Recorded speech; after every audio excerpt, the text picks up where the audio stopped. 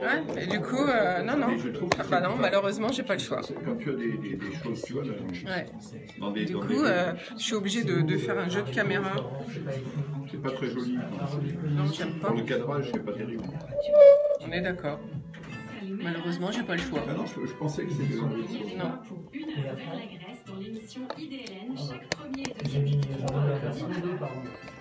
IDLN, c'est des idées. Et voilà. L'émission des amoureux de la Grèce. Là, du coup, je n'ai que deux, faut que je joue du... Non, mais je vais me rapprocher, je vais mettre un peu plus de temps. Ouais, mais faut que tu restes bien en face du micro. Fais attention à la distanciation, parce qu'après, on va te reprocher de ne pas respecter. Mais je vais essayer d'avancer un peu. Rendez-vous le premier et le deuxième jeudi du mois sur EDFM, la radio du bien-être. Yassas. Attention sur les têtes. Je suis prête. C'est bien.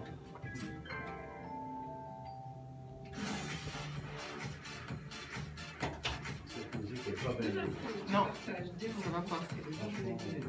Une émission proposée et présentée par Saussure. Bonjour à toutes, bonjour à tous. Je suis ravie de vous retrouver pour une nouvelle émission Bar de l'économie, bien sûr sur EDFM Radio Anguin. Florence Sueur au micro, accompagnée de Philippe à la technique. Et puis, vous pouvez toujours nous suivre en vidéo live via Facebook, page bien sûr Bar de l'économie. Et puis, vous pourrez retrouver cette émission sur YouTube. C'est nouveau, abonnez-vous.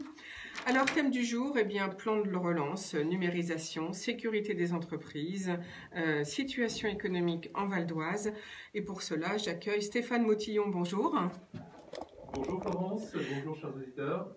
Vous présidez Infodip, PME spécialisée dans le domaine des technologies de l'information. Vous êtes l'un des leaders de l'industrie avec des solutions de sûreté sur IP, comme on dit, la vidéosurveillance, le contrôle d'accès, la lecture de plaques et l'interphonie. C'est ce dont nous allons parler ensemble au cours de cette émission. À vos côtés, Philippe Bonne, bonjour. Bonjour Florence, bonjour à tous. Vous présidez Midrange Group, une société de services numériques qui est spécialisée dans le logiciel, dans le conseil, l'intégration, l'infogérance avec des technologies digitales, le cloud aussi, et puis avec vous bien sûr, comme vous êtes très introduit dans ce qu'on appelle les entreprises de mobilité, c'est-à-dire l'automobile et l'automobile en transformation, eh bien c'est de ça dont nous allons parler ensemble. À nos côtés, Jean-François Benot, bonjour. Bonjour Florence. Jean-François, vous êtes directeur général du CEVO, le comité d'expansion économique du Val d'Oise. Et avec vous, on fera une petite situation économique pour la rentrée, parce que je pense que les chiffres ont dû sortir. Et puis nous terminerons cette émission avec une nouvelle chronique, puisque c'est vendredi, c'est le début du week-end. Et cette fois-ci, j'ai choisi de faire une nouvelle chronique faite par la sophrologue Céline Mestre, qui est sophrologue d'ailleurs en entreprise. Et elle va intervenir sur le thème de la peur des transports, de la reprise des transports publics, bien sûr. Alors, comme d'habitude, les infos du jour. Première info, c'est l'arrêté signé hier par le préfet du Val d'Oise. Obligation de port du masque dans les communes de plus de 10 000 habitants et dans certaines autres communes où le risque de propagation de la Covid est important. Donc maintenant, eh bien, vous êtes obligé de mettre un masque de 6h à 22h dans toutes les communes de plus de 10 000 habitants en raison de la densité et du brassage quotidien de la population. Effectivement, comme je vous ai déjà dit depuis le début, c'est jamais sans mon masque, parce que malheureusement, il faut bien continuer à vivre et à faire nos courses et à aller dans les lieux. On ne va pas s'arrêter de vivre à cause de la Covid, mais surtout porter des masques. Et puis, le second arrêté impose le port du masque pareil, de 6h à 22h, dans certaines communes dont la population est inférieure à 10 000 habitants. En fait, c'est dans les rues qui sont commerçantes et où, évidemment, on se regroupe. Voilà, ça c'est la première info du jour. Seconde info du jour, je reviens sur cette méchante campagne d'escroquerie par courriel, à l'entête cette fois de la DGFiP. Attention, elle demande des tas de documents confidentiels comme vos contrats, vos factures à échoir, vos factures échues. Mais surtout, faites, comme je vous le dis, toujours bien attention à l'extension d'envoi de l'adresse mail, puisque là, c'est gouv.cloud. Et je vous signale que vous savez très bien d'ailleurs que toute question émanant de la DGFiP, ça n'est pas .cloud, mais .fr. Attention également aux appels téléphoniques qui peuvent suivre cet envoi de mails qui sont très stressants. Moi, je me demande bien comment les jeunes comptables peuvent résister, et même quelquefois certains présidents. On va demander à nos invités du jour si ça leur est arrivé. Jean-François Benon, expliquez-nous un peu si vous avez été dans cette situation. Ces techniques d'escroquerie se multiplient depuis quelques années, elles sont de plus en plus sophistiquées. Les services de police et de gendarmerie informent en permanence par le biais des organisations patronales, par le biais des réseaux d'entreprises. On a beaucoup d'informations qui circulent. Et malgré toutes ces informations, qui sont très nombreuses, et vous venez de le faire, force est de constater qu'il y a encore des entreprises qui, malheureusement, sont victimes. Et dans le Val d'Oise, au cours des années passées, des quelques dernières années et des mois passés, il y a encore pas mal d'affaires qui ont défrayé la chronique avec des entrepreneurs qui ont été effectivement escroqués et pour des sommes qui sont parfois importantes. On a dans le Val d'Oise des entreprises qui ont été victimes de fraude, ce qu'on appelle la fraude au président. C'est une technique qui passe là par le téléphone avec des techniques de persuasion et pour se faire passer, ce sont des escrocs qui se font passer pour le président de l'entreprise qui appelle un vendredi soir en général, en fin de journée ou pendant les vacances, l'un des salariés de la comptabilité avec beaucoup d'autorité et qui, sous des prétextes un peu fallacieux et d'urgence, demande un virement sur un compte un peu exotique. Et malgré les process internes qui existent dans les entreprises, la persuasion, les techniques psychologiques de persuasion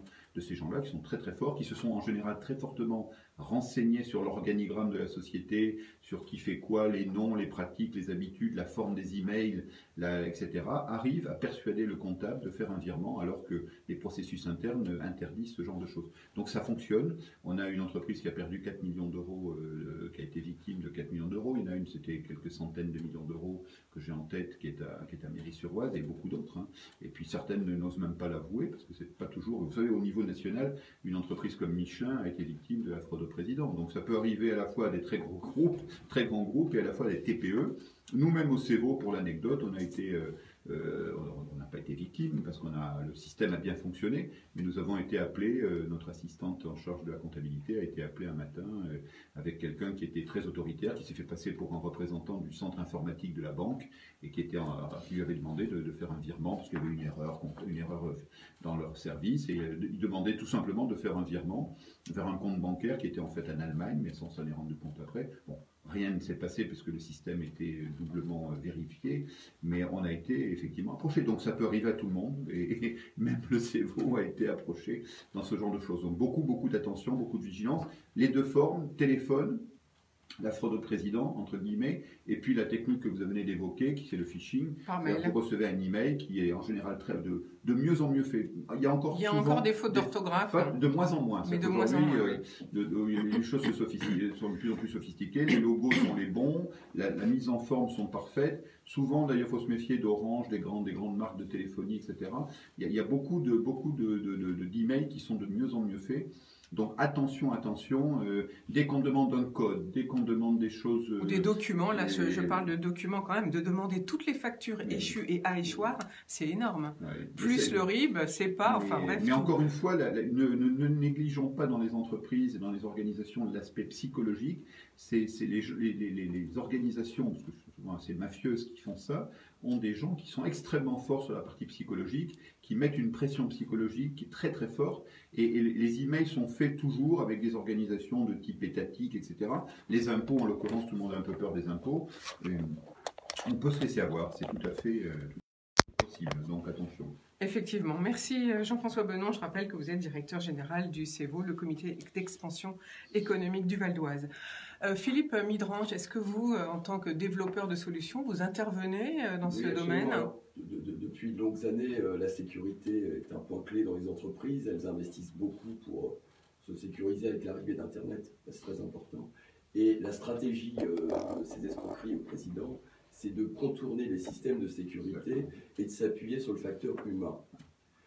Et donc la formation des collaborateurs est la clé, puisque mettre en œuvre des systèmes de sécurité, sans prendre en compte ce facteur humain, qui est de savoir comment les collaborateurs, à la demande d'un président, donc à la demande d'un coup de fil, d'une hiérarchie qui lui demande de faire une opération technique, typiquement un virement, et c'est là qu'il y a nécessité d'une très forte formation en interne et d'une supervision, d'une surveillance des pratiques des différents collaborateurs. Et c'est la seule manière de contourner cette stratégie qui est de rentrer à l'intérieur de l'organisation. C'est d'autant plus facile maintenant qu'il y a énormément d'informations sur nos organisations qui sont présentes sur le net et qui permet très facilement à ces escrocs de se faire passer pour des managers qui demandent au téléphone d'opérer des pratiques qui doivent être doublement vérifiées. D'ailleurs, j'ai vu que sur votre propre site web, vous mettez l'équipe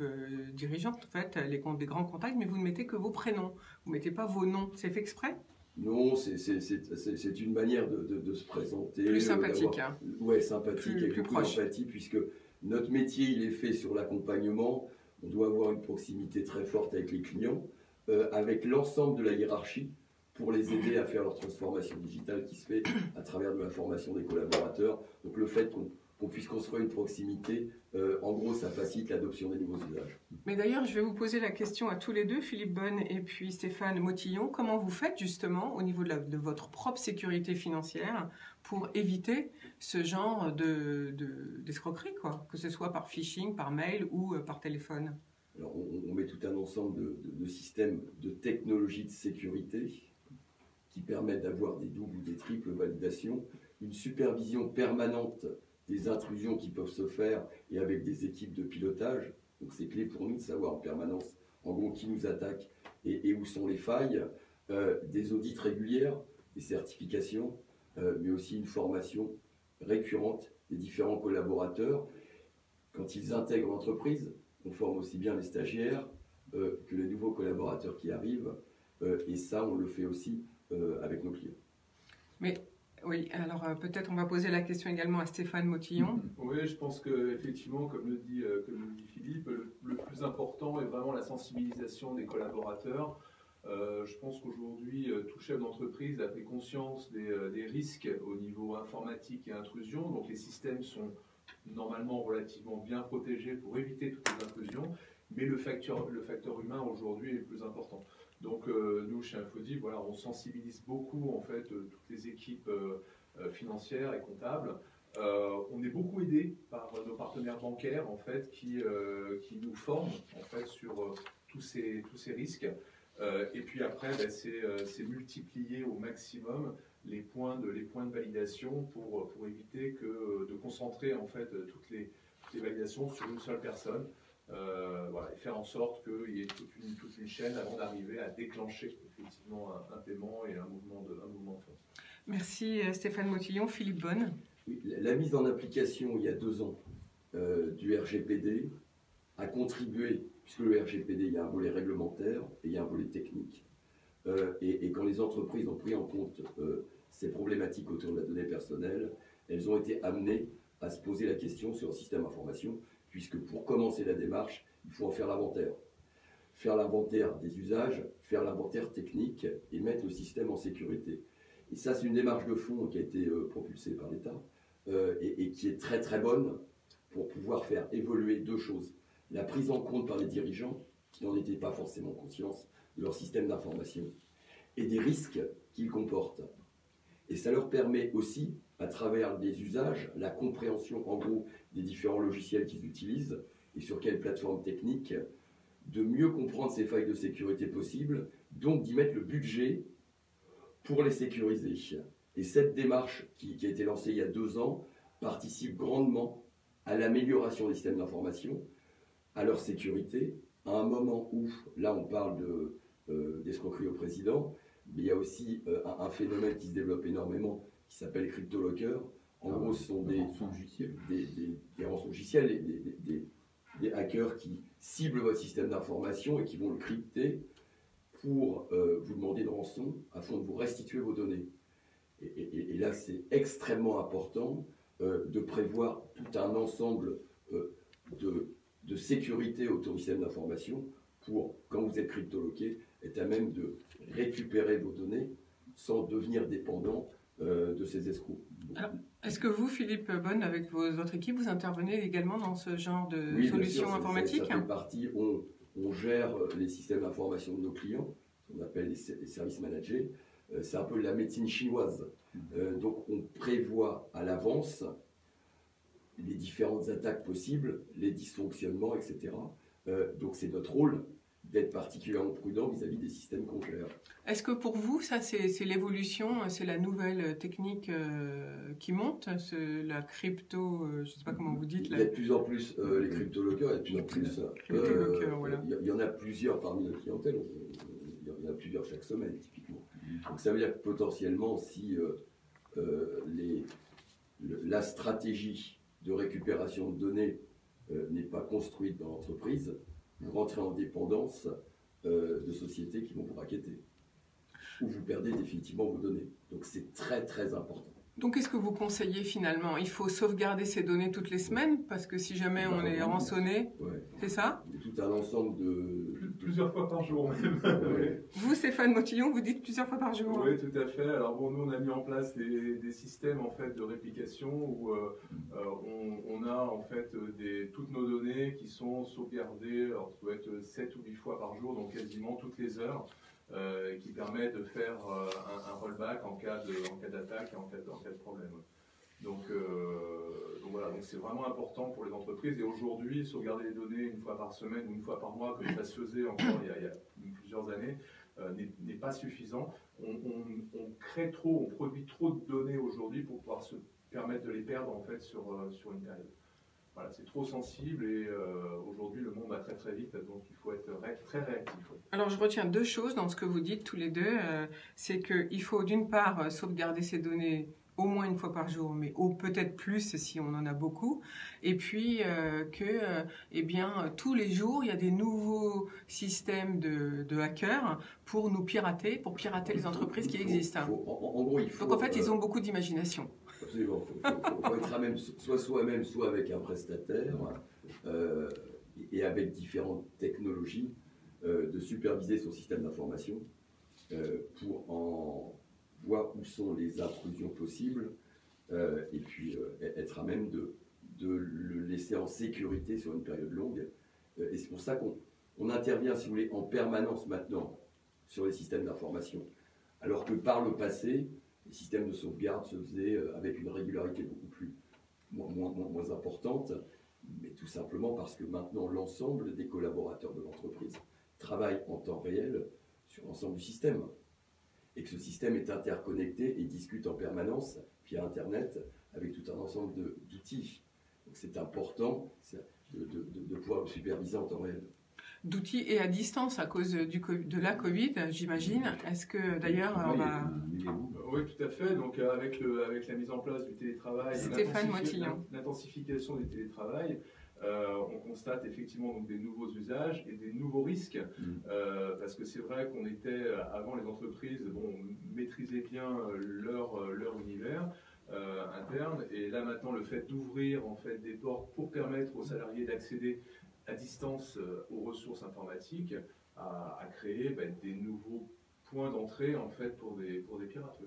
Et encore une fois, on l'a dit tout à l'heure, c'est vrai qu'il faut, j'insiste, il faut vraiment sensibiliser en fait les collaborateurs, parce que le principal point d'entrée d'un pirate, ça va être par un utilisateur, par un collaborateur, au travers d'un mail qui va être reçu et qui va être ouvert alors qu'il n'aurait pas dû être ouvert. Donc la faille est toujours une faille humaine en fait, et donc il faut vraiment penser à protéger en fait les systèmes individuels et aussi l'accès aux ressources. Mais on peut pas quand même, quand on reçoit un mail, on peut pas imaginer un système qui nous dit à chaque fois, est-ce que vous voulez vraiment ouvrir le mail? Voilà. Presque. Il faut, dès qu'on... alors maintenant, et en plus des pirates qui usurpent en fait des identités, mais il faut vraiment se poser la question à chaque fois qu'on va recevoir un mail qui n'est pas habituel, qu'on n'attend pas, en fait, de se dire, est-ce que, voilà, on ne cherche pas à rentrer, en fait, dans mon système. Stéphane Motillon, alors vous faites ce qu'on appelle de la sécurité par vidéosurveillance, contrôle d'accès, lecture de plaques, interphonie. Quelle est l'écoute? Est-ce que tout ce problème de sécurité a changé des choses depuis quelque temps? Est-ce que vous voyez une évolution? Est-ce qu'il y a une augmentation de la demande? Alors oui, tout à fait. Donc on est de plus en plus, effectivement, la sécurité physique est prise en compte, même autour de la sécurité informatique, parce que, comme on l'a dit, il faut protéger les accès. Donc il faut mettre une barrière entre un utilisateur ou un pirate qui voudrait rentrer sur un système d'information, et la barrière, elle doit être physique. Donc c'est pour ça qu'aujourd'hui, tous les data centers sont équipés en termes de vidéosurveillance, en termes de contrôle d'accès, pour pouvoir maîtriser effectivement les entrées. Après, plus globalement, effectivement, la sécurité électronique est quelque chose qui se développe depuis de très nombreuses années, et on le voit aussi bien dans les villes, au niveau vidéoprotection, mais aussi en entreprise. Donc avec de plus en plus aussi de nouveaux usages qui tendent vers du traitement de la donnée et plus seulement de l'image. En fait, l'idée n'est plus forcément de filmer une scène où il ne se passe pas grand-chose, mais c'est d'arriver à capter une information dans une image comme le ferait un œil en fait humain, et pouvoir générer derrière des actions en fonction de ces données. Alors, qui sont vos clients? Ce sont des institutions et des entreprises. Vous avez, quel est le pourcentage entre les deux? Alors, nous travaillons essentiellement en fait en B2B2B. Donc, on va travailler avec des intégrateurs ou des installateurs à qui on va proposer en fait des solutions clés en main qui vont être après intégrées dans des projets un peu plus gros. Donc, typiquement, quand il y a un projet de construction ou de rénovation, le maître d'œuvre va sélectionner un certain nombre de sous-traitants, et nous, on va intervenir en sous-traitance de ces sous-traitants pour apporter notre expertise en termes de solutions de sécurité électronique. Donc votre métier, c'est aussi d'être à la recherche des nouveaux produits, des nouveautés, j'imagine? Complètement, on a une écoute effectivement du marché, une veille technologique très importante pour être capable de proposer toujours les dernières technologies auprès de nos clients, et justement l'analyse vidéo est un point sur lequel nous travaillons beaucoup aujourd'hui. Alors, j'avais une question sur l'impact du Covid pour vous. Est-ce que vous avez vu un impact particulier? Comment vivent vos salariés du fait que maintenant c'est le port du masque tout le temps en entreprise, sauf si on est tout seul dans son bureau, et puis dans la rue aussi. Est-ce qu'au niveau chiffre d'affaires, vous avez une baisse? Est-elle forte, ou alors au contraire, est-ce que ça a explosé? Alors, on a plutôt connu une légère baisse d'activité en fait sur la période depuis le mois de mars, malheureusement comme beaucoup d'entreprises. Après, je pense qu'on est quand même dans un secteur privilégié par rapport à d'autres domaines. Donc voilà, on s'en sort plutôt bien d'un point de vue économique. Après, nous, ce que j'ai le plus ressenti en fait, c'est l'impact Covid sur les salariés. Ça a été très dur à vivre, et principalement le fait de passer à 100% de télétravail. On n'avait pas mis en place de télétravail dans l'entreprise jusqu'à présent. Et du jour au lendemain, le 16 mars, on a dit à tous les personnels tertiaires de l'entreprise, maintenant, vous prenez votre système informatique, vous partez chez vous et vous allez travailler chez vous. Et donc, on s'est rendu compte que beaucoup n'étaient pas équipés en termes de qualité de réseau. Donc perdaient beaucoup de temps, beaucoup n'avaient pas... Vous n'avez pas la fibre, par exemple? Voilà, absolument, donc certains étaient en ADSL, beaucoup n'avaient pas d'espace personnel pour pouvoir travailler, se retrouver en plus avec son conjoint ou sa conjointe, ses enfants, tout ça dans le même appartement ou la même maison, c'était très compliqué à gérer, et donc j'ai eu moi beaucoup de pression de la part de mes salariés pour revenir en fait en entreprise. Et c'est moi plutôt qui freinais en fait, parce que je voulais éviter effectivement la promiscuité, qu'il y ait trop de monde dans les locaux. Donc on a fait revenir en fait aujourd'hui, depuis le mois de juillet, uniquement certaines personnes, et à 2 jours par semaine ou 3 jours par semaine suivant les postes. Mais on garde quand même une bonne dose de télétravail. Et on a trouvé, je pense, que cette formule hybride en fait est plutôt mieux vécue par les salariés. On a fait aussi une enquête psychosociale, donc justement suite au retour au travail, pour savoir comment les salariés avaient vécu cette période. Ce qui nous permet aujourd'hui, on a travaillé donc, pour mettre en place, pour améliorer notre plan de continuité d'activité, et éviter en fait des erreurs qu'on aurait pu faire au mois de mars, si jamais on devait être amené à des nouvelles périodes de confinement comme ça. On espère que non, parce que ça va quand même bien plomber l'économie. On espère qu'on va tous s'habituer à porter le masque. On va poser la même question à Philippe Bonne. Alors, la Covid, quel impact et quel sentiment pour vos salariés? Alors pour les salariés, nous on est en télétravail depuis 12 ans. Donc ça fait partie de la culture d'entreprise, sauf que c'était un télétravail qui n'était pas forcément présenté à nos clients. Donc on avait une espèce d'un télétravail honteux. On en a fait Bon, ça nous a permis, dans la période de Covid, de nous adapter à la minute, puisque l'ensemble des salariés ont des accès fibres, des systèmes de sécurité, et on travaille sur des outils Microsoft qu'on appelle 365, qui sont des espaces collaboratifs construits dans lesquels il y a possibilité d'échanger l'ensemble des informations avec l'ensemble des collaborateurs au sein de l'entreprise. Tout ça est piloté au niveau sécurité et on échange en Teams, donc c'est en vidéoconférence en permanence. La différence qu'il y a eu entre l'avant-Covid et le Covid, c'est que c'est devenu notre mode de fonctionnement. Le télétravail, le fait de travailler quand le collaborateur le demande, quand ça lui est le plus agréable, à partir de chez lui, parce qu'il a un bureau, parce qu'il a un environnement de travail qui lui convient bien, devient le standard. Et c'est d'autant plus accepté que notre métier en termes d'entreprise de services numériques qui accompagne à la transformation les clients, c'est de montrer l'exemple et de donner les bonnes pratiques. On travaille beaucoup dans le secteur de l'automobile. Peugeot a donné, pendant la période de Covid, un tempo sur le télétravail en disant que les collaborateurs Peugeot allaient être majoritairement en télétravail 4 jours par semaine.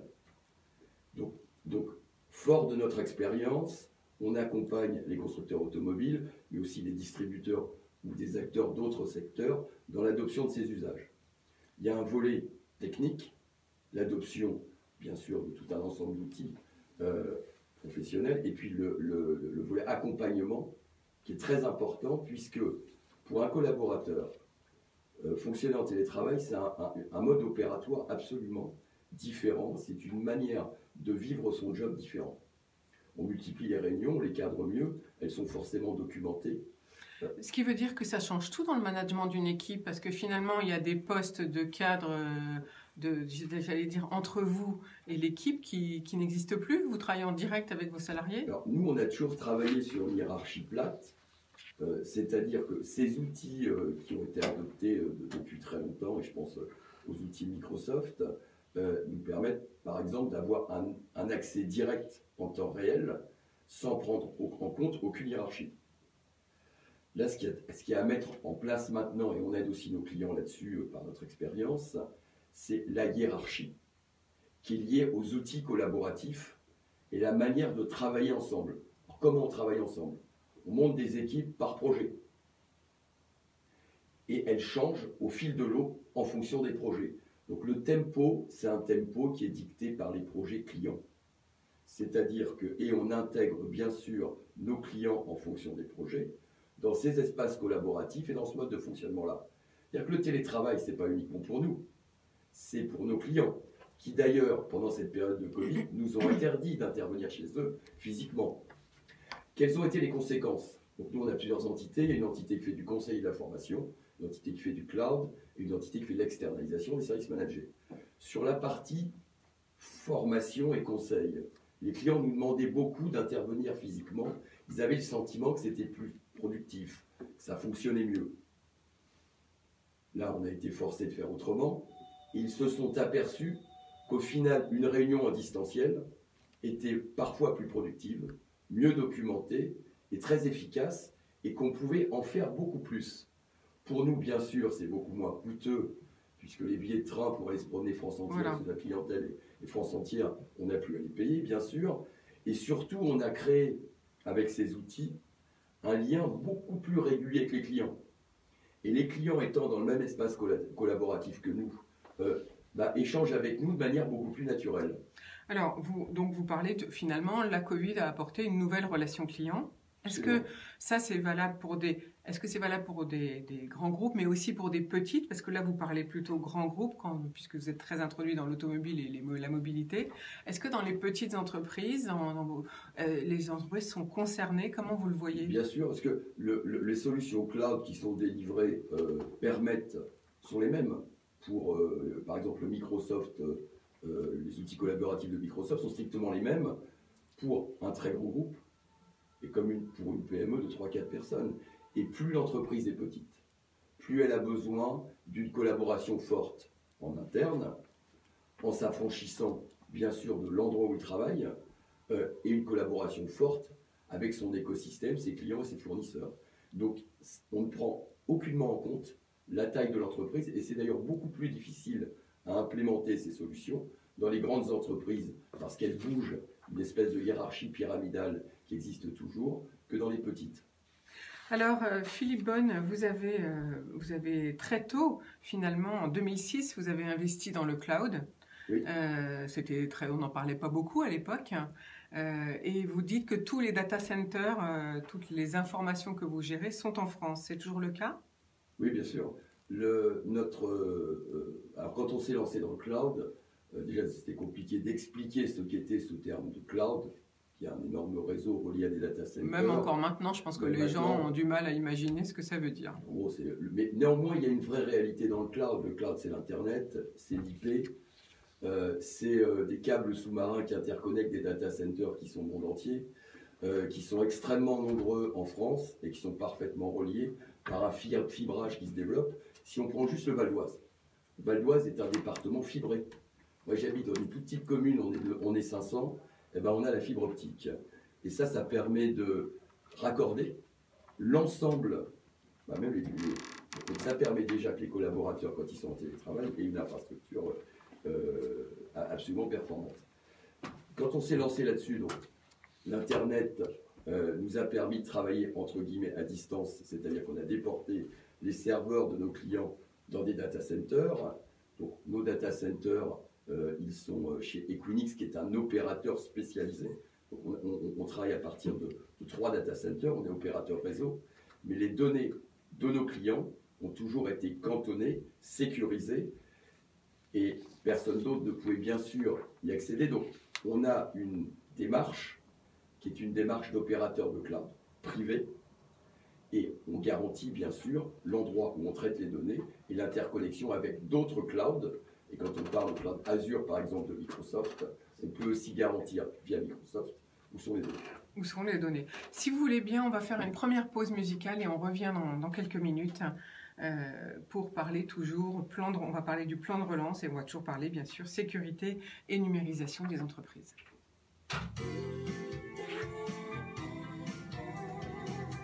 Après, j'aimerais bien revenir avec vous, Stéphane Motillon, sur les nouveautés dans votre activité, dans la vidéosurveillance, la sécurité. Quelles sont les demandes des clients? Quel est le futur pour vous? On a un petit peu parlé des capteurs, vous avez un petit peu parlé tout à l'heure, mais j'aimerais qu'on approfondisse un petit peu. D'accord. Et puis après, Philippe Bonne, on reviendra sur la demande pour les plus petites entreprises, les budgets, comment ça se passe, quelles sont les demandes des clients. Et puis ensuite, on va attaquer le plan de relance, si vous voulez bien, tous les trois. Attention de bien regarder le micro, parce que dès que vous vous écartez, ça part. D'accord, ok. Oui, c'est vraiment très directionnel en fait. Parce que la pointe du micro est en haut, en fait. Ok. Donc sinon, il faut le baisser un petit peu pour que ce soit vraiment, voilà. Je suis embêtant avec ça, mais c'est vrai qu'après... Mais vous inquiétez pas, ça va très bien. Bah, si je dis Tout va c'est bien. qu'il y a un moment, ça va pas. Non, mais il y a des moments, on a le droit... Oui, mais bon, on est êtres humains. Ça fait bien quelque chose. Sinon, je serais pas là. On est des êtres humains, on bouge. Oui, bah, je sais. On n'est pas figé.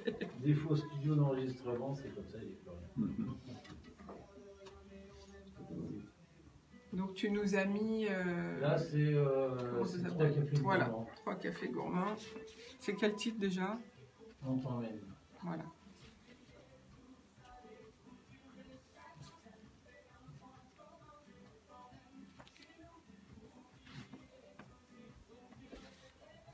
C'est vrai ce que tu disais par rapport aux outils Office 365, ça a permis, ça a complètement facilité en fait justement la mise en place du télétravail. Ah bah c'est sûr que moi qui ai commencé à travailler dans les années 80, j'ai connu le début de l'ordinateur, même les cartes perforées en industrie, mais ça n'a plus rien à voir à l'époque, hein. C'était la vie de pierre. Il y a un déploiement sur Office 365 qui se fait en quelques secondes en fait.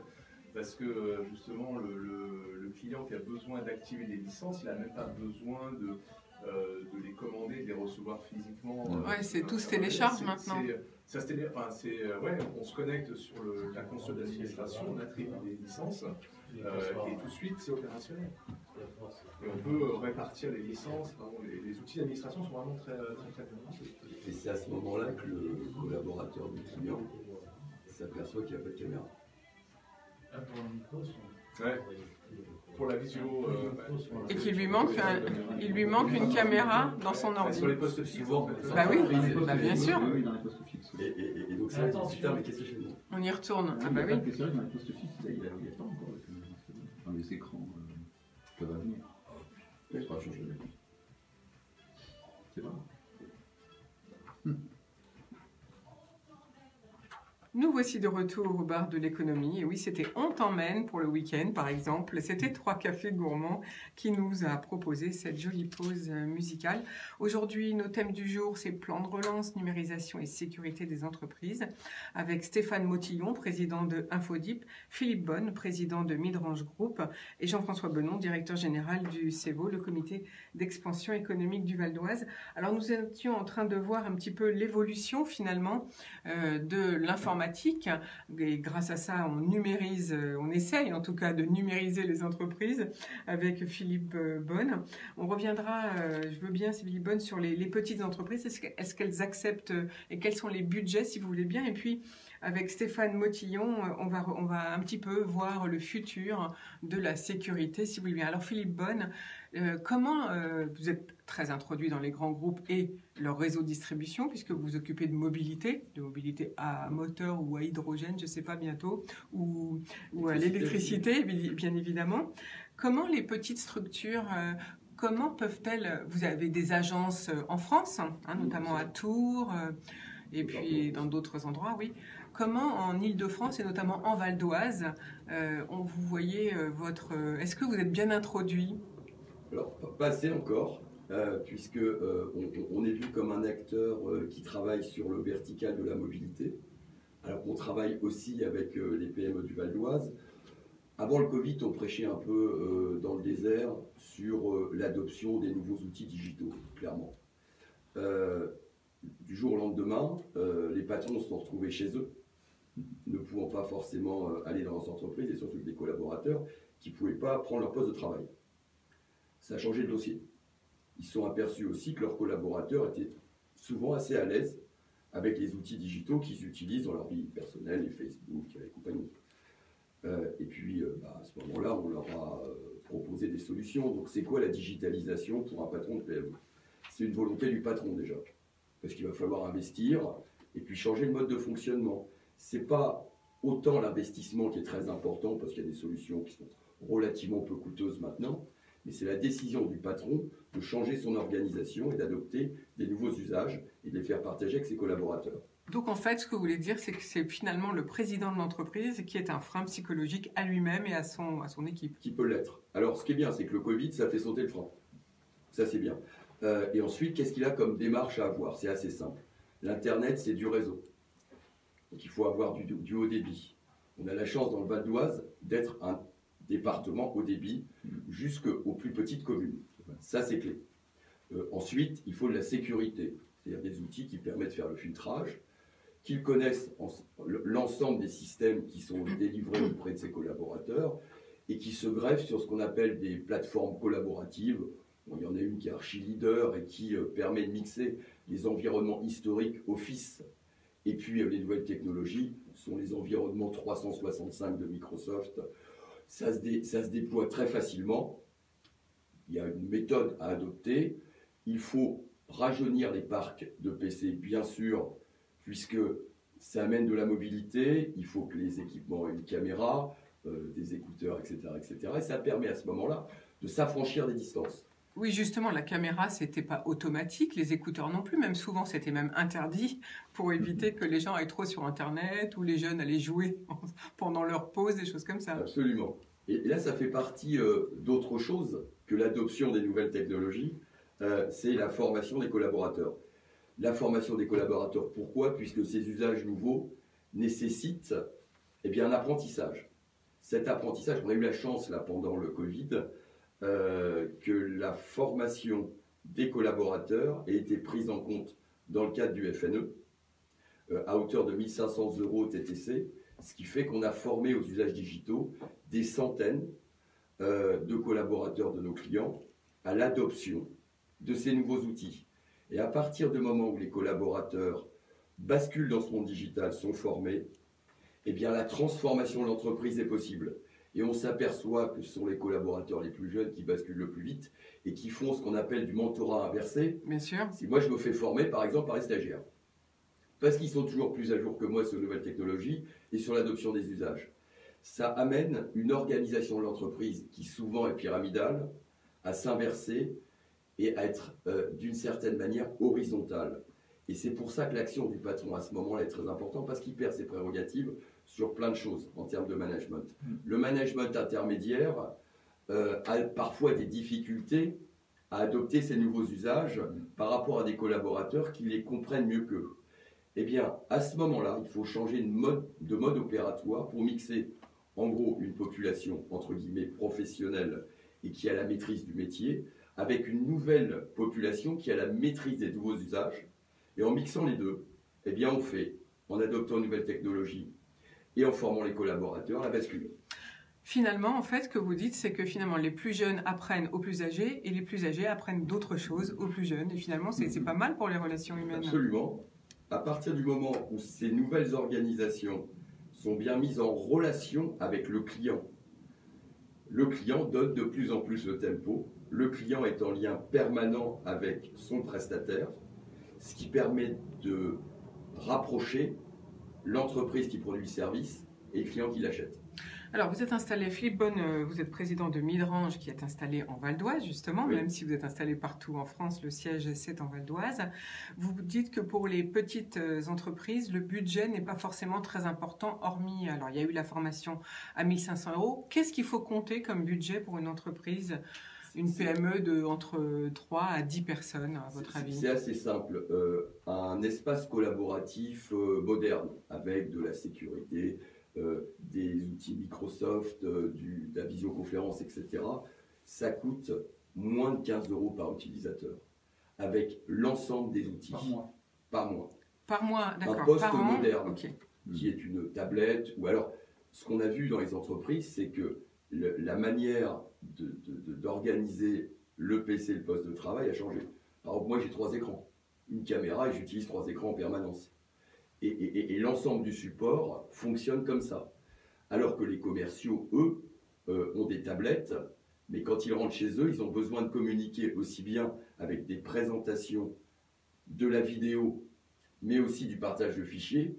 Donc quand ils rentrent chez eux, ils ont tout un ensemble d'écrans aussi, avec toute une organisation de visioconférence. Donc pour vous, vos collaborateurs, notamment les commerciaux, il leur faut quoi? 2 écrans pour vous? C'est le futur, c'est ça? 2 voire Pour nous 3, tous? absolument. C'est d'avoir 2 à 3 écrans. Et alors ça c'est relativement coûteux forcément, mais c'est quelques dizaines d'euros au mois aussi. Oui. C'est-à-dire un équipement, une tablette. Oui, ça s'amortit sur Moderne, plusieurs années de toute Absolument, manière. ça coûte à peu près 20 € par mois.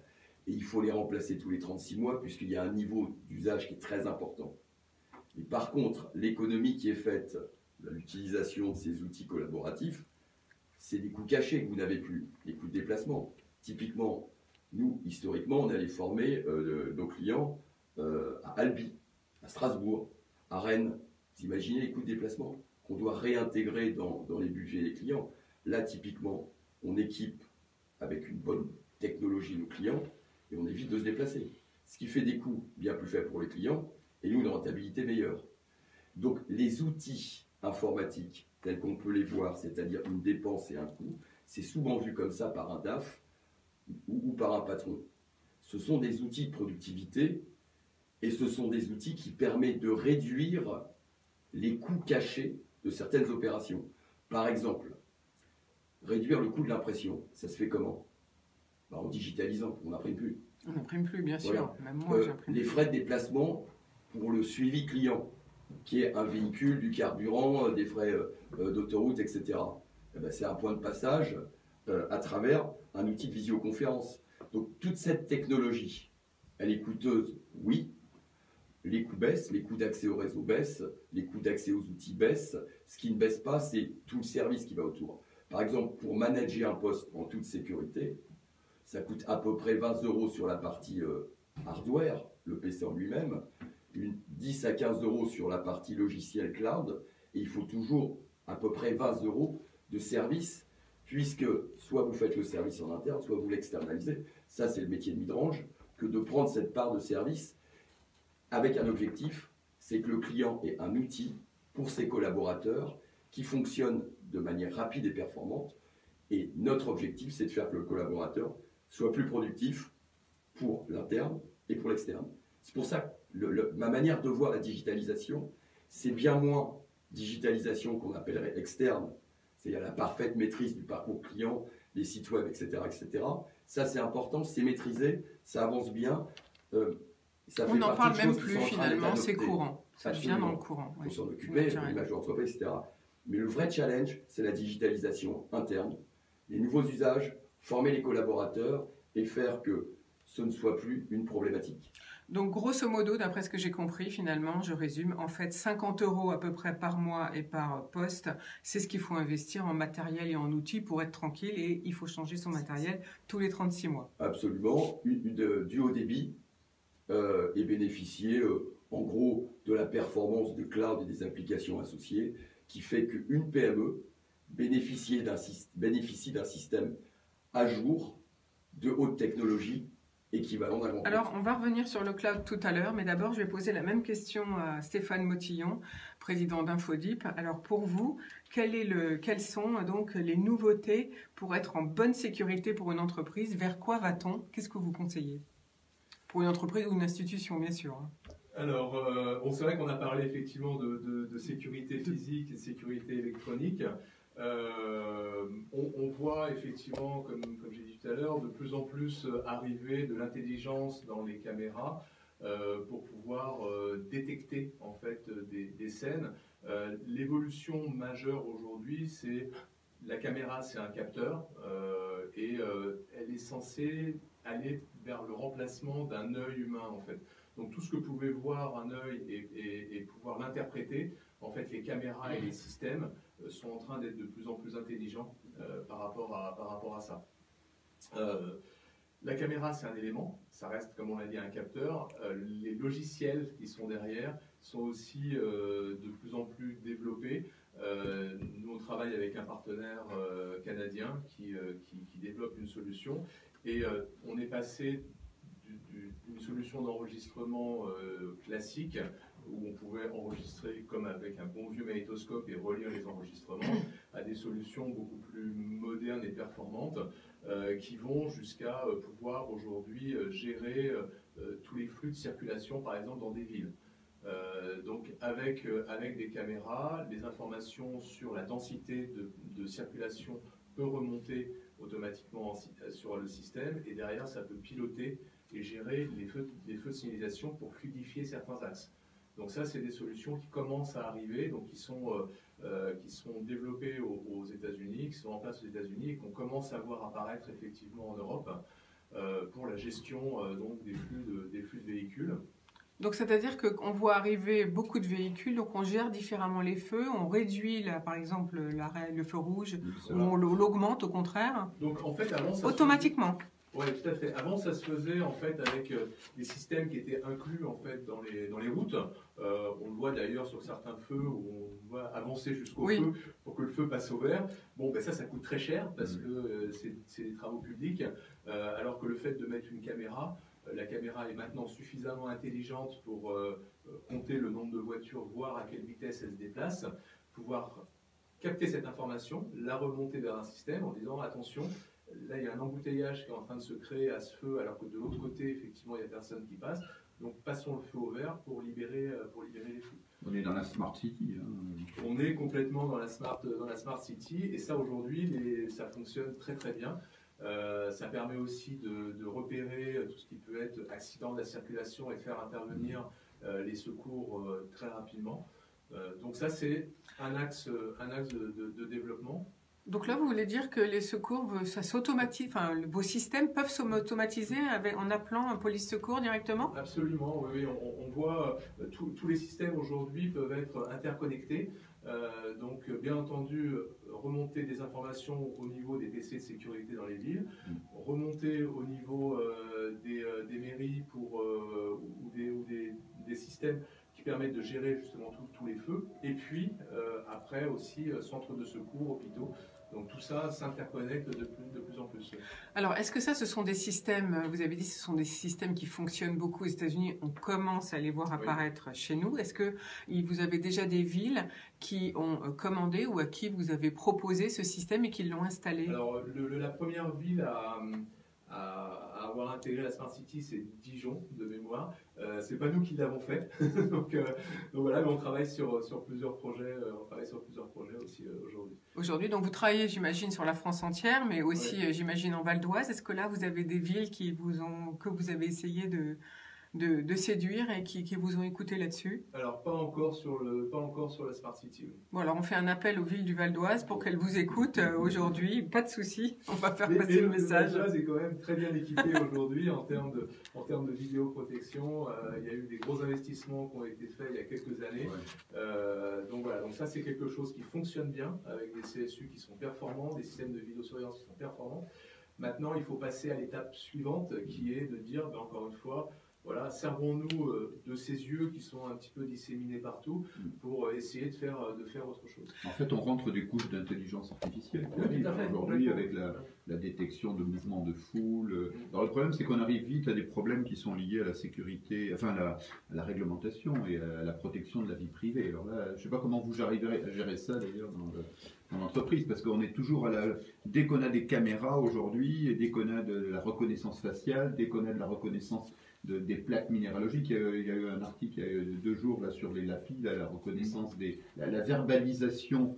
Il y a des mairies qui ont mis en place un petit peu trop loin, ils sont allés trop loin, la verbalisation des voitures sans intervention humaine. C'est-à-dire que simplement la lecture de la plaque automatisée par les caméras fait tomber l'amende. C'est autorisé jusqu'à une certaine limite. Il y a certaines mairies qui ont été un peu loin. Jean-François Benon a raison. Alors du coup, Stéphane Motillon, quelle réponse vous pouvez apporter? Je n'ai pas de réponse à apporter sur la verbalisation. Après, oui, c'est aussi une utilisation des caméras pour pouvoir effectivement, mais encore une fois, l'objectif est de fluidifier le stationnement dans les villes et éviter les voitures bouchons. Ventouses, on appelle ça, les voitures ventouses.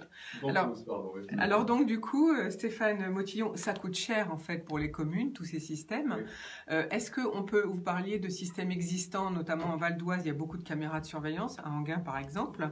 Est-ce qu'on peut évoluer entre les caméras pour les communes? Est-ce qu'on peut évoluer vers les systèmes dont vous parlez, ou est-ce qu'il faut tout changer? Alors non, c'est pas nécessaire de tout changer. C'est vrai que la plus grosse partie du budget, en fait, c'est la caméra. Voilà, les systèmes informatiques qui font tourner le logiciel ne sont pas très complexes, donc ne coûtent pas très cher. Le logiciel est un prix abordable. Vraiment, ce qui coûte cher, c'est les caméras et surtout le déploiement des caméras. Parce qu'aller installer une caméra dans une ville en haut d'un mât, ça nécessite effectivement déjà de faire un arrêté pour bloquer une partie de la route, louer une nacelle.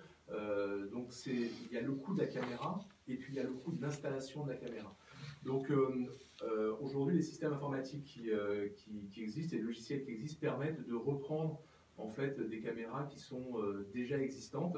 Alors, elles n'auront peut-être pas toutes les fonctionnalités des nouveaux matériels, elles n'auront peut-être pas toute l'intelligence embarquée, mais à ce moment-là, le logiciel va permettre de compenser un petit peu ça. Donc, une ville qui voudrait s'équiper, faire évoluer, améliorer son équipement, il pourrait capitaliser en fait sur les caméras, les réintégrer dans un nouveau logiciel et pouvoir les réutiliser. Et alors, quel budget donc faut-il estimatif? Pourriez-vous donner des indications ou une fourchette en tout cas? Ah, c'est le piège. C'est le piège. C'est très compliqué parce que justement, comme nous, on va travailler avec des intégrateurs. En fait, ce qu'il faut voir, c'est le budget global. Après, on parle pour un équipement d'une ville de plusieurs centaines de milliers d'euros. Tout à fait. Donc c'est quand même un investissement à long terme de toute façon, voilà. Donc il faut prévoir un certain budget. Mais il y a des subventions qui sont là aussi pour aider les collectivités à l'installation. Il y a beaucoup de regroupements aussi de villes qui permettent de capitaliser effectivement sur des systèmes. Merci beaucoup pour cette vision du futur pour nos villes. Alors, en entreprise, quel est le futur de de la sécurité finalement? Qu'est-ce qu'on vous demande? Quelles sont les demandes? Ou quelles sont les nouveautés que vous avez pu remarquer? Alors, en entreprise, en fait, les demandes vont aujourd'hui de plus en plus vers du contrôle d'accès, en fait. Voilà, la maîtrise des accès dans un bâtiment avec des systèmes qui permettent de savoir qui est rentré à quelle heure, de pouvoir effectivement limiter les accès à certaines zones. Donc c'est surtout ça. Voilà, un développement d'un contrôle d'accès et puis pouvoir, alors c'est plutôt dans les grandes entreprises, encore une fois, générer des alertes s'il y a des tentatives d'une personne de rentrer dans une pièce alors qu'elle n'est pas habilitée, avec des déclenchements de scénarios. Donc derrière, quelqu'un arrive, présente son badge devant une porte, il n'a pas le droit de rentrer dans cette zone, donc derrière, ça peut déclencher effectivement une alerte, une remontée d'alerte, prévenir un service de sécurité qui peut intervenir. Donc la sécurisation des accès aujourd'hui en entreprise est vraiment le point majeur. Au-delà de la vidéosurveillance, bon, c'est pas le primordial. Et là, les technologies évoluent aussi, ou bien c'est toujours le même système, comme vous avez dit, le badge On est alors. Je sais pas, quand on voit les films de science-fiction avec l'œil ou le pouce, hein, voilà, l'empreinte digitale. Alors, là c'est pareil, en fait, il y a des fortes contraintes réglementaires par rapport au biodata, donc on ne peut pas faire n'importe quoi. Non, le badge reste quelque chose de très utilisé en entreprise. On voit des technologies aussi en NFC avec les smartphones, donc ce qui permet en fait le badge, c'est juste un porteur de clé. Et quand on approche cette clé près du lecteur, le lecteur dit oui, vous êtes autorisé. La clé rentre en fait dans la serrure. Et donc cette clé, on peut l'installer sur un téléphone portable. Et donc se servir de son téléphone portable pour ouvrir. Après, si on veut aller très loin dans la sécurisation, effectivement, il y a des systèmes avec des empreintes digitales, avec la lecture Mais ça reste marginal, finalement, c'est ce que vous dites. Ça reste dans des endroits très, très spécifiques. Dans la défense, dans la sécurité.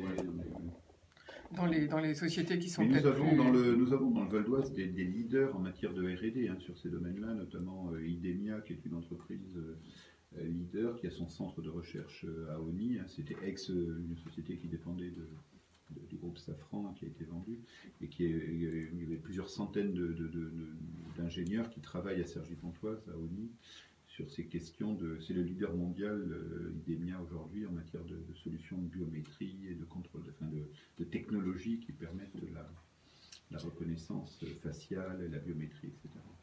On a un département qui est bien placé dans ces technologies en Val d'Oise.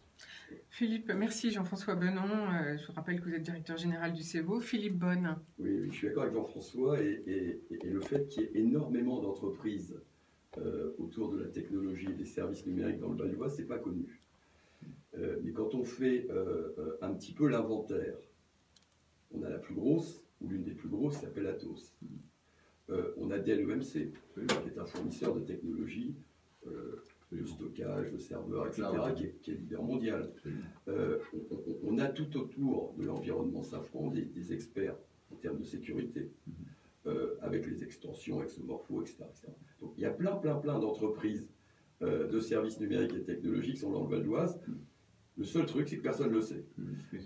On en fait partie d'une certaine manière, et c'est dommage à mon sens, dans le cadre de cette transformation, puisque de quoi on est en train de parler? Là, on parle de Smart City. En gros, c'est la bascule d'une manière ancienne d'opérer les villes vers une manière nouvelle, je veux dire. Ça nécessite l'association des industriels et des entreprises de services numériques. Et si j'ai un appel à lancer, c'est qu'il est important qu'on puisse faire ce lien. Nous, qui portons la transformation et les outils technologiques et les nouveaux usages, et les industries, parce que c'est ce qui va faire la compétitivité d'un département de demain. Alors je rebondis parce que c'est un sujet qui nous tient très fortement à cœur. C'est effectivement une réalité. C'est vrai qu'on a, nous, identifié dans le Val d'Oise à peu près 400, et on a la liste, 400 sociétés qui, de près de loin, gravitent dans ce qu'on appelle le spectre de la sécurité, de la sûreté, de la maîtrise des risques. On a lancé une dynamique avec des moyens limités. Et c'est tout le problème, c'est qu'à un moment donné, il y a les problèmes des moyens. Mais on a identifié bien cette logique ce cluster, cette logique de cluster autour de ces entreprises, à la fois les très grands noms que l'on vient de citer, et on peut parler d'Idemia, on peut parler de Sagem Défense Sécurité, on peut parler de Thales, etc. On a cet écosystème des grands groupes, on a l'écosystème des TPE, PME, et qui sont nombreuses, on en a encore une fois identifié 400 dans le Val d'Oise, dans le spectre large. Les choses sont en train de bouger quand même dans le bon sens. Nous, on avait engagé avec beaucoup de détermination et des moyens limités la création d'un cluster qui s'appelle Security Systems Valley, qui est présidé par Stéphane Voland, qui est le président du CDSE, le club des dirigeants de sécurité dans les grandes entreprises, et qui est aujourd'hui le nouveau patron de Smovengo, tout ça, qui exploite le Vélib à Paris dans la mobilité. Mais cette dynamique, elle est en train de monter d'un cran. Alors, on partait de rien. Donc, on a travaillé étape par étape depuis 4-5 ans, structuration de ce cluster, travail de communication. Nous, en matière de marketing territorial, c'est un segment qu'on travaille beaucoup pour attirer des nouveaux entrants, des nouvelles entreprises. On participe à des salons spécialisés, on va dans des salons de la sécurité, on est présent au FIC, Forum international de la cybersécurité, on est présent chaque année. Pas cette année, il a été annulé à Barcelone pour le Mobile World Congress, qui est le salon de référence de tout ce qui est la mobilité et de la sécurité mobile, etc. Et ainsi de suite. Et on a besoin aujourd'hui de faire du marketing territorial pour attirer de nouveaux entrants sur le territoire autour de ça. Nous, on a travaillé sur un thème parce qu'il nous semble que parler de sécurité, c'est un côté un peu anxiogène. Nous, on a utilisé en marketing le terme de territoire de confiance. On vend le Val d'Oise en marketing territorial comme étant un territoire de confiance. Parce que la contrepartie de la sécurité, c'est la confiance. Bien sûr. Et aujourd'hui, la confiance, c'est aussi un élément d'attractivité des territoires. Quand on est un chef d'entreprise, s'installer sur un territoire dans lequel on sait qu'on aura de la confiance, c'est un élément de différenciation positive. Donc on travaille beaucoup en ce qui nous concerne sur ce segment en France et à l'international. Mais les choses sont en train de bouger bien en quelques jours. Tout ce travail était un travail de long terme, et c'est pour ça que c'est long, c'est pesant. On est en France quand même, c'est compliqué de faire travailler les acteurs publics, privés autour de ces questions. Mais je suis assez optimiste parce que là, on est en train de franchir des étapes. La première étape qui vient d'être franchie il y a encore quelques jours, c'était cette semaine, en début de semaine, le Conseil régional d'Île-de-France et le rectorat ont décidé ensemble de choisir le Val d'Oise. Et c'est le fruit de ce travail qui est un peu souterrain, mais ça paye. Le Val d'Oise a été retenu par le Conseil régional avec des moyens considérables et le rectorat pour installer dans le Val d'Oise ce qu'on appelle un campus des métiers et des qualifications, un peu techno, sur le thème de la sécurité. Donc on sera le campus des métiers et de qualification au niveau national et en tout cas au niveau régional, spécialisé dans la sécurité. Physiquement, ce campus aura une concrétisation physique dans la ville d'Argenteuil, donc auprès d'Atos et de cet écosystème, parce que la ville d'Argenteuil elle-même, sur la base du travail qu'on avait initié à dire, on se positionne comme une ville qui va attirer des entreprises dans le domaine de la sécurité. Donc on voit les briques qui se mettent en place. Et puis la couche encore supérieure, c'est l'université de Cergy-Pontoise, s'appelle maintenant CY Cergy Paris Université, ils ont changé de nom, et qui est une université puissante et qui monte en puissance, vient également de se positionner dans les 3 filières prioritaires, la sécurité avec les coopérations avec le centre de la gendarmerie nationale de sécurité, etc. Ils ont décidé de faire la sécurité une priorité absolue et ils sont en train de déposer des dossiers de financement au titre de ce qu'on appelle le programme des investissements d'avenir, des sommes considérables qui vont être ciblées pour faire monter les compétences humaines et de cibler la création de nouveaux diplômes, de nouvelles formations de doctorants spécialisés dans ces questions de sécurité globale, dans tous les domaines de la sécurité, pas uniquement la cyber, mais la sécurité globale. Et donc tout ça finit par converger, un travail de SAP, on parlait des TPE, on parlait des utilisateurs, des installateurs, etc. Il faut rajouter la partie académique qui est très importante, la formation. Et donc on voit que on a encore beaucoup de boulot, il faut que les industriels et que tout le monde serre les coudes et qu'on travaille tous ensemble. Nous dans le marketing territorial, les industriels dans leur domaine, les services dans leur domaine, l'académique dans la formation, tous les niveaux de formation, depuis les plus bas niveaux, et c'est l'intérêt des campus, des métiers, des qualifications, mais on voit que tout doucement, les briques sont en train de s'assembler et que ce travail qui a été engagé il y a 5 ans commence maintenant à donner de la lisibilité. La communication sur ce segment d'attractivité, la communication de l'université majeure comme étant un domaine d'excellence du Val d'Oise et de nos universités dans ce domaine, la création du campus des métiers et des qualifications dans le Val d'Oise, et puis tout ce travail énorme qui est fait par les entreprises. Donc moi je suis assez confiant, je pense qu'on est encore une fois, tout ça est en train de se mettre en place, mais ce travail est en train de payer. Voilà, donc, et on a besoin de serrer les coudes tous ensemble pour le faire émerger, public, privé, académique, technologique. Et voilà, on a un travail de collectif, mais on tient quelque chose. Et on est plutôt en avance en Val d'Oise, jamais très bon, mais on est un peu en avance par rapport à d'autres territoires. On est en train d'apparaître sur la carte de plus en plus autour de cette thématique.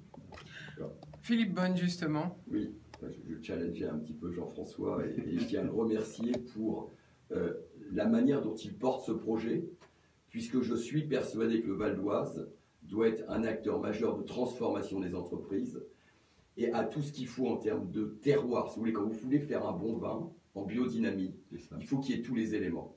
Tous les éléments existent. On parlait des universités, nous n'avons plus aucun problème de recrutement dans le Val d'Oise au niveau de la qualité des techniciens, consultants, ingénieurs. On a parmi les meilleurs. Ça, c'est une bonne nouvelle. On a un pôle universitaire qui est juste extraordinaire et qui peut faire compétition avec n'importe quel autre pôle universitaire de grandes villes, de grandes métropoles de province. Et on a des liens qui se sont tissés au fil de l'eau avec ces écoles ou ces universités qui maintenant sont absolument profitables, sont impulsées. En plus, on a des accompagnements qui se font en termes de fonctionnement, de mise en relation et de financement, qui fait qu'il est maintenant assez facile de recruter et en proximité dans le Val d'Oise. Et on commence à tisser une maille, et si on parle d'Internet, c'est un peu dans la même logique, de société à société pour travailler et collaborer entre les grands groupes, mais aussi les PME, les entreprises de services numériques. Ce qui manque encore, c'est une image, entre guillemets, numérique ou de transformation dans le Val d'Oise. Ils l'ont fait à Toulouse, ils ont la mêlée numérique. On a quelques têtes de pont dans le Val d'Oise qui vont pouvoir porter ça. Et quand on va réussir au final à bien travailler ensemble, grands groupes, PME, institutions, écoles, eh bien ça va être le gage du développement de demain. Alors justement, merci Philippe Bonne pour cette introduction sur le plan de compétitivité, parce que ça en fait partie, ce que vous venez de dire. J'ai parlé toute la semaine des mesures fiscales et financières, mais aujourd'hui, je voulais parler de l'emploi. Dans la R&D, le gouvernement, dans le plan de relance, veut ouvrir la possibilité de la mise à disposition de manière temporaire, entre 12 à 24 mois, dans les laboratoires publics, avec une prise en charge par l'État à 80% d'un jeune diplômé, d'un jeune doctorant par exemple. Et toutes ces actions seront mises en place. Il faut bien sûr attendre que ce soit voté. Alors, un exemple de projet, ce sera par exemple un salarié diplômé d'un master qui mène des actions de R&D au sein d'une entreprise. Eh bien, la baisse de charge de travail liée à son emploi, eh bien, sera donc financée ou prise en partie par l'État. Le coût de la mesure estimée par le gouvernement, c'est de 300 millions d'euros. Elle serait, et bien sûr, ce serait un cofinancement entre les entreprises d'une quotité de 20% du salaire des personnes concernées. Et le calendrier de mise en œuvre, c'est donc bien sûr d'ici 2021-2022. Donc ça va être un peu long à se mettre en place, mais c'est plutôt une bonne nouvelle et ça va dans le sens de ce que vous annonciez, Philippe Bonne, de la relation que vous avez déjà tissée avec les universités. Est-ce que vous êtes prêts, tous les deux, en tant que chef d'entreprise, Stéphane Motillon et Philippe Bonne, à prendre des doctorants? Est-ce que c'est utile pour vous? Bien sûr, puisque c'est la projection et la veille technologique qu'on a à faire, c'est l'accompagnement de nos clients qui, eux aussi, industriels, ont besoin de se projeter et de financer tout ce qui est R&D et transformation de leur métier.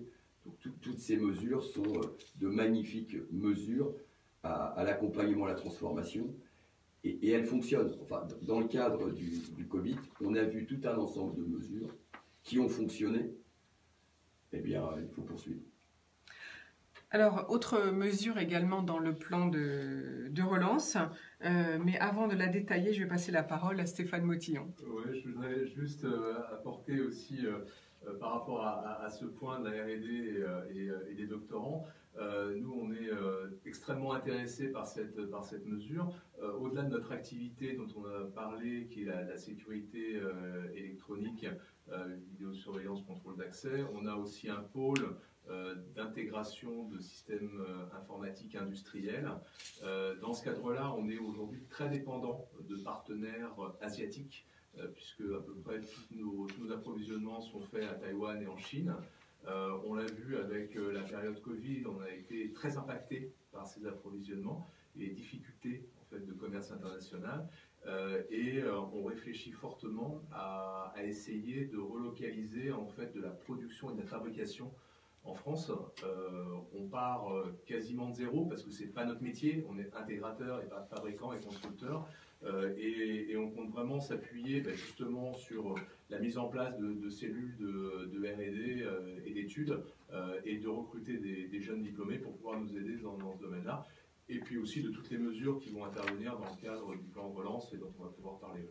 Justement, donc, une autre des mesures dont je voulais qu'on parle ensemble aujourd'hui, c'était ce soutien à l'investissement ciblé sur des secteurs stratégiques. Donc, il y a 5 appels à projets qui seront lancés en cette fin d'année pour identifier justement la relocalisation d'industries de pointe en France, et notamment pour la santé, l'agroalimentaire, l'électronique. C'est votre domaine, et la télécommunication, c'est votre domaine, à tous les deux, Philippe Bonne et Stéphane Motillon. Et donc, l'exemple de projet, eh bien, c'est un projet d'investissement pourra se présenter sous la forme de création de nouvelles unités de production et vous aurez droit à une enveloppe. Il est prévu une enveloppe de 600 millions d'euros d'ici 2022, dont 100 millions dès la fin de l'année. Donc, le premier appel à projet est lancé là, en ce moment. Un des appels, par exemple, c'est le projet 5G. Et les autres seront lancés en 2021 et 2022. Donc je pense qu'il faut, par contre, ce que je ne sais pas, pour l'instant, ça c'est pas détaillé, c'est qui va s'occuper justement de gérer encore tous ces besoins de financement. Mais je suppose que la Directe, notamment la Directe très dynamique en Val d'Oise, va pouvoir suivre tous ces projets. Donc ça serait bien qu'on puisse refabriquer des produits, puisqu'on est quand même très dépendant de l'Asie, que ce soit pour la technologie dont vous avez parlé, Stéphanie Motillon, mais aussi pour des médicaments, tout simplement. Ça serait bien qu'on puisse relocaliser. Et donc, voilà, vous êtes un des chefs d'entreprise phares du Val d'Oise qui va lancer une nouvelle industrie. En tout cas, on va essayer. C'est vrai qu'on a fait un constat aussi parce qu'on travaille avec de grands industriels. Notre client aujourd'hui principal, c'est Thales. Donc, on travaille beaucoup avec des industriels sur le développement de nouveaux produits. On s'est rendu compte qu'aujourd'hui, il y avait des attentes dans tout ce qui était administration sur des produits hautement sécurisés. On revient sur la sécurité informatique et électronique, mais là, on est sur la protection électronique des matériels informatiques, des postes de travail, principalement au niveau de tout ce qui touche à l'électromagnétisme et des ondes. Il y a un développement du piratage aujourd'hui avec le fait de capter en fait, les ondes émises par des écrans ou des ordinateurs. C'était avant un peu de la science-fiction dans le domaine de la défense principalement. On voit qu'il y a des plans lancés par l'ANSSI pour essayer de sécuriser aussi les ministères. Et donc, il va y avoir de plus en plus de demandes en fait, sur ce type de matériel. Et aujourd'hui, il n'y a aucune entreprise française qui propose ces produits. Je crois qu'en Europe, il y a 2 acteurs, un qui est en Angleterre et un autre qui est en Hollande. Donc, on voudrait devenir en fait l'industriel français à proposer ces systèmes hautement sécurisés. Eh bien, on espère un proche développement et quand le produit sera prêt, vous revenez nous le présenter à ce micro. Jean-François Benon, est-ce qu'on peut faire un petit point de la situation économique en Val d'Oise pour cette rentrée donc de septembre 2020 ? Bien entendu. Alors c'est une situation encore une fois un peu contrastée. Le préfet du Val d'Oise réunit toutes les semaines ce qu'on appelle le comité départemental de l'économie, de l'emploi et de la formation, qui est une séance importante chaque semaine pour dresser un peu le bilan de la situation économique du territoire. Et c'est vrai que c'est l'occasion d'échanger avec tous les responsables des différents services qui accompagnent les entreprises sur l'état des lieux. Alors, l'état des lieux, il est encore une fois contrasté. On a des entreprises, et le Val d'Oise est touché au premier plan, qui sont en grande souffrance. C'est toutes celles qui, dans notre département, et c'est un secteur de l'activité majeur pour le Val d'Oise et qui nous inquiète beaucoup, sont liées au secteur de l'aérien, d'abord de l'aéronautique, toute la filière aéronautique, Bien sûr. qui est en grande souffrance et que l'on suit très très précisément. En ce qui nous concerne au CEVO, on a interrogé on est allé rencontrer, on a interrogé à distance mais à peu près 150 dirigeants d'entreprises aéronautiques du département. Et la situation est évidemment inquiétante, il faut le dire, parce qu'un manque de visibilité totale des grands donneurs d'ordre, que sont Airbus ou les sous-traitants de rang 1 d'Airbus, notamment avec Boeing, et tout notre tissu de PME, PMI sous-traitantes de l'aéronautique est aujourd'hui dans une vraie incapacité à se projeter sur les semaines qui viennent, et avec des fluctuations qui varient quasiment jour par jour. J'avais un dirigeant d'entreprise aéronautique 3 jours au téléphone. Il me disait ça va à peu près, on tient le coup, on a quelques commandes, et 3 jours après, il était dépressif en me disant j'ai plus rien, plus aucune visibilité. Donc c'est terrifiant de ne pas, la crise est quelque chose de douloureux, mais ce qui est très difficile, c'est cette absence de se projeter à quelques semaines, dans un domaine qui a encore, il faut comprendre que l'aéronautique, il y a encore 4 mois, les carnets de commandes étaient quasiment assurés pour 10 ans, avec une visibilité de 10 ans, compte tenu de la montée en puissance des programmes, des programmes aéronautiques. Je veux dire, on est en train de vivre un cataclysme pour cette filière, et il se trouve que cette filière, dont on est très fier, est extrêmement puissante dans le Val d'Oise. Donc on est là extrêmement touché, et on est très inquiet. Alors évidemment, les mesures de soutien du gouvernement ont joué leur rôle. Pour l'instant, il y a encore beaucoup d'entreprises qui ont une partie des salariés, voire une grande partie, qui sont en activité partielle, comme on dit, mais ça ne va pas durer. Et donc on a là un premier secteur de grande inquiétude, et sincèrement, on passe par des hauts et des bas quasiment 3 fois dans la même semaine, avec une lueur d'espoir, et puis la lueur se referme. Même domaine, même préoccupation gravissime dans le secteur qui est lié, qui est celui du transport aérien. Alors là aussi, le Val d'Oise est en première ligne, hein, avec l'aéroport Charles de Gaulle, l'aéroport du Bourget. C'est dramatique. On a 92 000 emplois qui dépendent qui sont sur l'aéroport Charles de Gaulle. Il y en a à peu près 300 à 400 000 emplois dans le Val d'Oise et autour, dans les 3 départements, Seine-et-Marne, Val d'Oise et Seine-Saint-Denis, qui dépendent de la vie aéroportuaire. Or, la vie aéroportuaire, aujourd'hui, elle est exsangue. Des grandes entreprises comme Air France ou comme Aéroports de Paris ont encore, au moment où on parle, à peu près la moitié de leurs salariés qui sont en activité partielle, c'est-à-dire qui ne travaillent pas, qui sont rémunérés, enfin compensés par qui sont au chômage partiel. Bon, c'est dramatique. Et derrière ça, c'est toutes les entreprises liées à l'aéroportuaire. Ça va depuis les transporteurs, les VTC, les sociétés d'autobus spécialisées, les boutiques hors taxes dans les aéroports, qui sont quasiment fermées pour 80% encore aujourd'hui, et puis tout ce qu'il y a autour. C'est énorme, hein, les sociétés de sécurité, les contrôles d'accès, etc. Toutes ces entreprises qui représentent 300 000 à 400 000 emplois sont touchées de plein fouet. Alors, avec là aussi une inquiétude, on avait mis nous un peu d'espoir en se disant, comme tout le monde, en se disant la crise va passer, après le déconfinement, les gens vont retrouver le chemin des aéroports. Le problème, c'est que les frontières, le régalien au niveau international est complètement incohérent.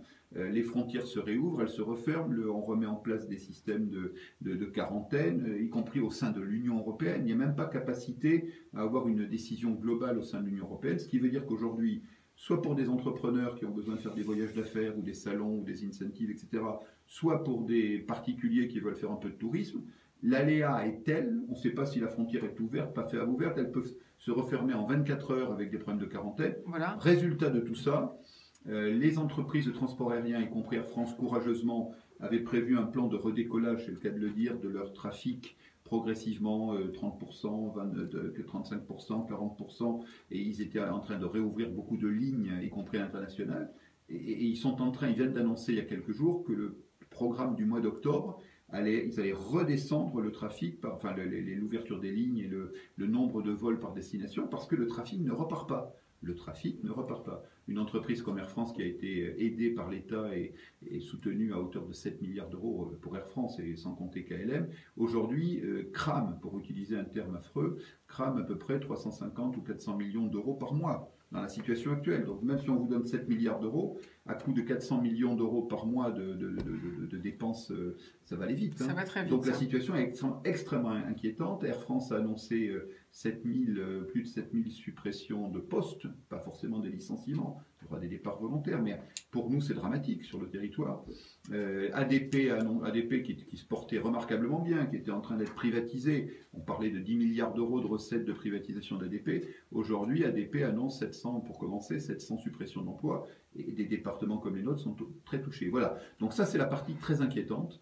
Et on peut continuer, il y a tout le secteur de l'événementiel qui nous concerne beaucoup, hein, avec les salons, on a quand même, c'est pas dans le Val d'Oise, mais c'est à la frontière et on est très liés, on a des grands noms comme JL Events, etc.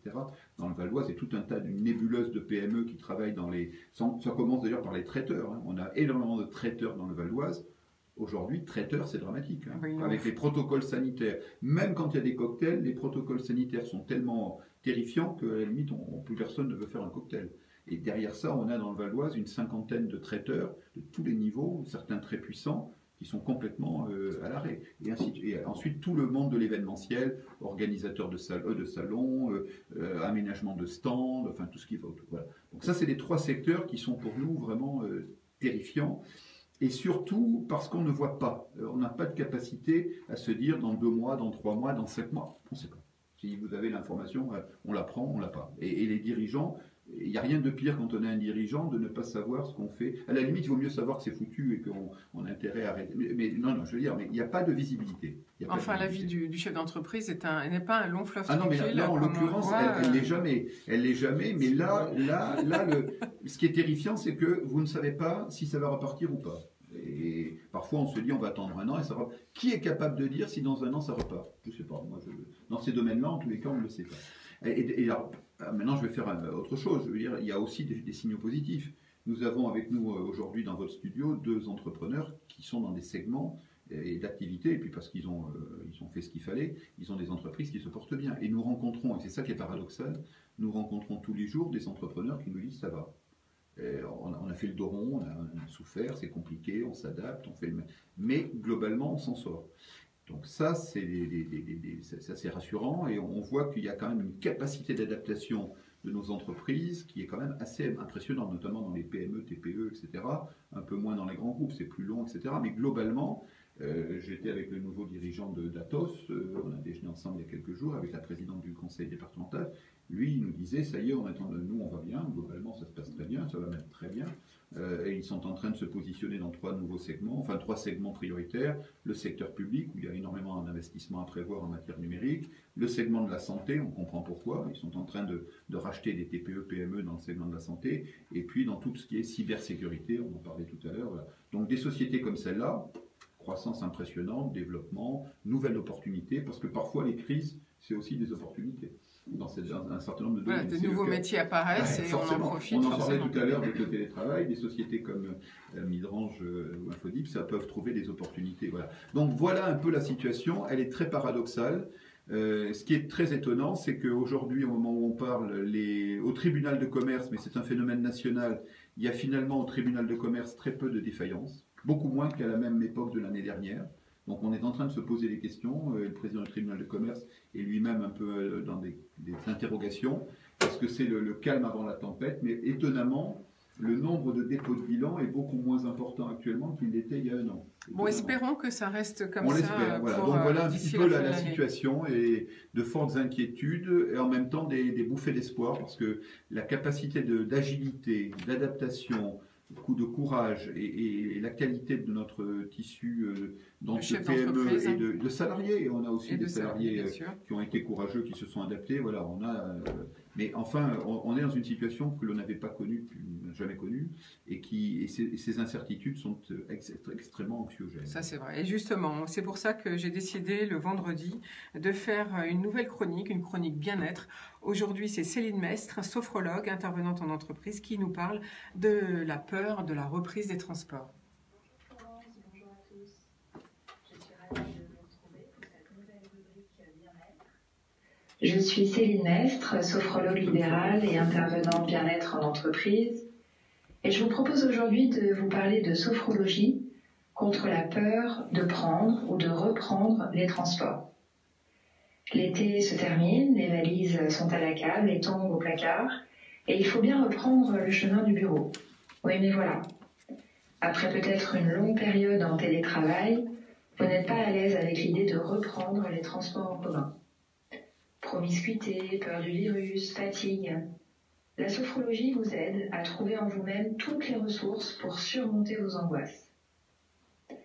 La peur fait partie des 3 émotions inconfortables de base, avec la colère et la tristesse.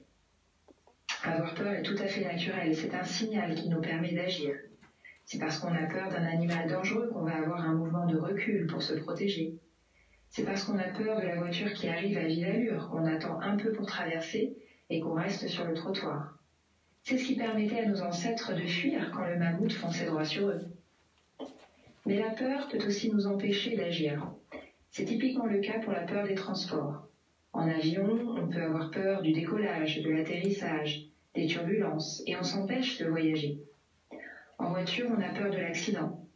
Et on peut aussi avoir peur de prendre le train ou le métro, qui plus est dans le contexte actuel de la pandémie de Covid-19, à cause de la promiscuité, par peur du virus, la fatigue que cela engendre. Néanmoins, quand on n'a pas le choix et qu'il faut retourner travailler sur site, il est fondamental d'apprendre à ne pas se laisser submerger par sa peur. La sophrologie propose des solutions. Pour éliminer le stress avant votre trajet en train, vous pouvez par exemple pratiquer cet exercice de sophrologie dynamique. Il a pour intention de relâcher les tensions musculaires provoquées par la peur et il permet aussi de se concentrer sur soi, sur ses ressentis, ses sensations, ses perceptions, pour faire barrage aux pensées négatives. Il s'agit du pompage des épaules. Vous vous mettez debout, les pieds écartés de la largeur du bassin. Vous commencez par souffler et puis vous inspirez profondément en serrant les poings. Vous retenez l'air quelques instants et en rétention, en apnée, vous faites une série de mouvements de haut en bas avec vos épaules. Et puis quand l'apnée devient inconfortable, vous soufflez fort en laissant vos épaules retomber et en ouvrant vos mains. À faire 3 fois de suite et prenez le temps à la fin d'accueillir la détente et vos ressentis positifs. Cet exercice est à pratiquer idéalement chaque soir de la semaine pour éliminer les tensions et favoriser un bon sommeil, ainsi que le matin avant de partir ou même à la gare pour décompresser avant le trajet. Pour se préparer à apprendre ou reprendre les transports, on peut aussi utiliser un autre outil de la sophrologie, la visualisation mentale. Il ne s'agit pas de se voir dans le train ou dans le métro, c'est-à-dire en situation anxiogène, ce qui provoquerait du stress. C'est pas du tout ce qu'on cherche à faire en sophrologie, au contraire. On cherche à installer le calme et la détente. Non. Il s'agit plutôt de se projeter mentalement après le trajet, une fois arrivé à destination. Vous visualisez votre destination, votre gare d'arrivée ou même votre bureau et vous ressentez le soulagement, la satisfaction, la fierté que tout se soit bien passé. Vous ressentez toutes ces sensations agréables dans votre corps. Est-ce qu'à ce moment-là, vous vous voyez en train de sourire? Est-ce que vous respirez mieux? Est-ce que vous avez moins mal au ventre? En fait, il s'agit d'ancrer vos ressentis positifs car votre cerveau va les mémoriser et chercher à les ressentir à nouveau et le trajet proprement dit passera au second plan.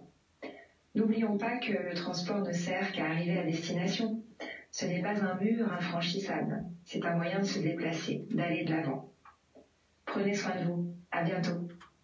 Voilà, c'était donc notre chronique bien-être, nouvelle chronique du vendredi. Merci à Céline Mestre.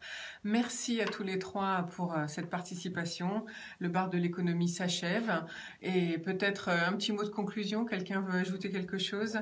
On n'a plus beaucoup de temps en fait, malheureusement, je suis désolée. Donc, on se retrouve bien sûr tous dès lundi. On va vous souhaiter un très bon week-end à tous. Je vous embrasse. Ciao, ciao. Il n'y a plus les concerts.